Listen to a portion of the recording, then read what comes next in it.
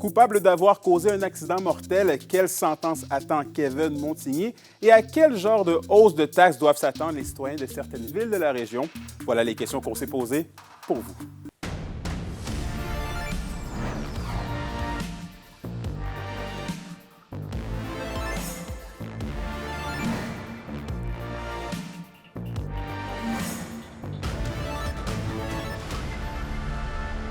Ici Anthony Dallaire et voici vos informations. C'est près de 3 ans de saga judiciaire qui se sont conclus ce matin à Rouyn-Noranda. Kevin Montigny devra passer les 66 prochains mois derrière les barreaux en raison de l'accident mortel en 2022 dont il est la cause. Je vous ai préparé ce qui suit. C'est devant une salle comble et emplie d'émotions que l'honorable juge Jacques Ladouceur a prononcé la sentence de l'accusé ce matin au palais de justice de Rouyn-Noranda. C'est donc 5 ans et demi de pénitencier qui attendent Kevin Montigny, ainsi qu'une suspension de 8 ans de son permis de conduire. Une sentence plutôt décevante pour la défense, elle qui espérait une condamnation de 18 mois, ainsi qu'une suspension de son permis de conduire. Rappelons que Kevin Montigny avait causé la mort de Yannick Duval et blessé sérieusement Vicky Beaumier, la conjointe de ce dernier, dans un accident de la route dans la nuit du 21 au 22 mai 2022. Lors du soir du drame, le chauffeur avait un taux d'alcoolémie près de 2 fois supérieur à la limite permise et un taux d'intoxication au cannabis 4 fois supérieur à la loi.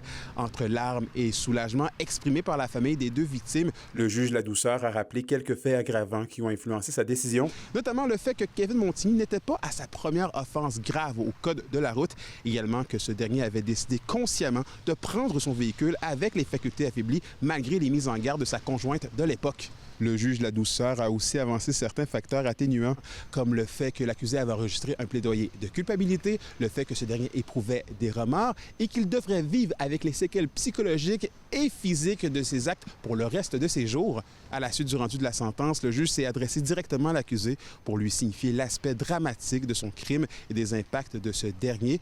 Il a poursuivi en lui signifiant que la sentence avait pour but de dissuader d'éventuels comportements dangereux sur les routes.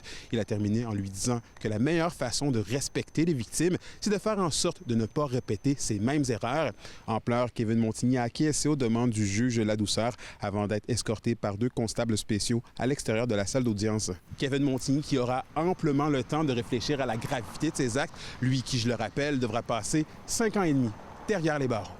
Anthony Dallaire, RNC Nouvelles, Rouyn-Noranda. On passe maintenant au budget 2025 qui ont été adoptés dans certaines villes de la région hier soir. Je vous propose de commencer par Val-d'Or. Le budget s'élève à 80,5 millions de dollars, donc une hausse de 6,2 millions de dollars par rapport à 2024. Et une fois de plus cette année, les citoyens ne sont pas épargnés par la hausse de leur compte de taxes. Félix Blaquière nous explique. Même si la taxe foncière augmente de 3,3 pour l'année 2025, les Val-d'Oriens voient leur taux d'imposition municipale réduit par rapport à 2024. C'est en fait à cause de la hausse de la valeur moyenne des maisons à Val-d'Or que la taxe augmente. La valeur moyenne l'année passée était de 290 000 $. Maintenant, elle est rendue à 360 000 $. Alors, la moyenne des maisons à Val-d'Or ont augmenté de 70 000 $. Donc, inévitablement, on ne pouvait pas garder les mêmes taux de taxes. Alors, c'est pour ça qu'on a fait des calculs et qu'on a baissé nos taux de taxes. Une des raisons pour la hausse de 6,2 millions sur le budget de la prochaine année, c'est la hausse de la masse salariale des employés de la Ville. En renouvelant une nouvelle convention collective, ça fait en sorte qu'on adopte une nouvelle masse salariale. Alors oui, avec le nombre d'employés qu'on a, ça fait quand même une hausse au niveau des salaires. Du côté des travaux prévus au budget, Val-d'Or ne chômera pas. À commencer par la construction d'un réseau d'égouts et d'une usine d'épuration pour l'assainissement des eaux usées dans le secteur de l'aéroport pour un investissement total de 8,3 millions de dollars. Bien, moi, j'appelle ça des investissements. C'est pas glamour ce qu'on fait, là. C'est au niveau de l'environnement. On fait de l'assainissement des eaux usées. Une autre bonne partie du budget 2025 va au remboursement de la dette qui s'élève présentement à un peu moins de 78 millions de dollars. Un paiement de 16,4 millions de dollars sera effectué en ce sens. La mairesse affirme que s'endetter est inévitable avec les travaux essentiels qu'entreprend Val-d'Or, dont dans la construction d'infrastructures pour soutenir les nouvelles habitations. Félix Blaquière, RNC Nouvelles, Val-d'Or. Et on se tourne du côté de Rouyn-Noranda maintenant. Les citoyens devront de leur côté payer en moyenne 60 $ de plus par année pour leur compte de taxes. Alexandre Cabana, les détails du budget de la Ville MRC. Le compte de taxes des Rouyn-Norandiens grimpera en moyenne de seulement 1,97 %, une augmentation en dessous de ce à quoi on nous a habitués dans les dernières années. On a commencé à travailler le budget en décembre 2023. Le taux de 1,97, on en est vraiment fiers. Une légère hausse, toutefois dopée par la valeur d'une maison moyenne à Rouyn-Noranda qui a, elle, augmenté de 23 %. Énormément de citoyens avaient sursauté au moment de recevoir la plus récente évaluation municipale. Si la maison moyenne augmente de 23 %, c'est sûr que sans même augmenter le compte de taxes, sans même arriver avec une charge fiscale, avec une augmentation, au bout de la ligne, c'est sûr qu'on se ramasse avec une facture positive. Mais les citoyens n'ont pas tous la même capacité de payer pour les mêmes services. Donc, notre but, c'était d'arriver au plus bas, malgré une augmentation de valeur assez exceptionnelle. Pour chaque dollar puisé aux citoyens, le plus gros morceau est encore une fois mangé par le remboursement de la dette de la Ville qui s'élève à 145 millions de dollars. Il y a des bonnes dettes, en fait, là, si c'est pour investir dans des infrastructures ou renouveler des choses, des projets porteurs, on est mieux de s'endetter à ce niveau-là. Un bilan qui ferme officiellement les livres sur l'année 2024.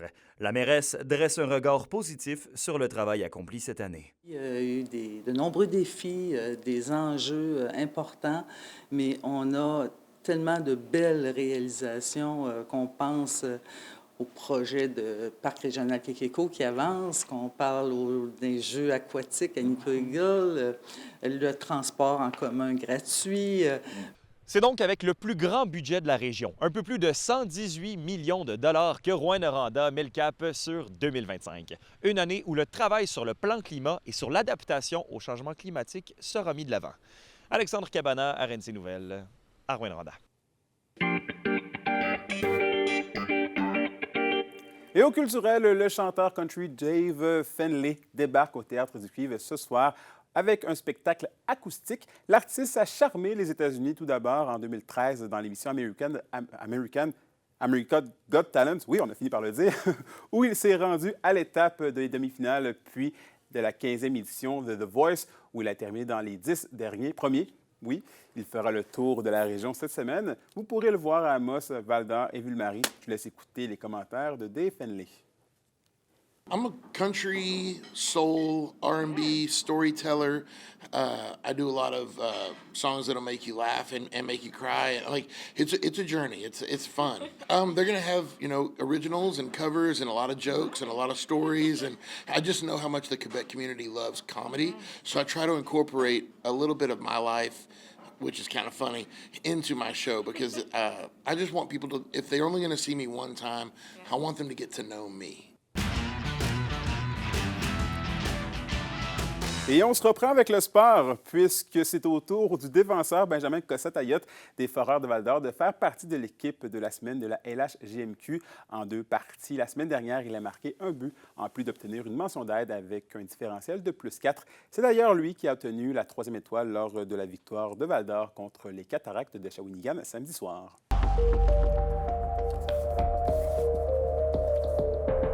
Et à la météo de l'Abitibi-Témiscamingue pour ce soir et cette nuit, c'est des nuages avec 40 % de probabilité d'averse de neige.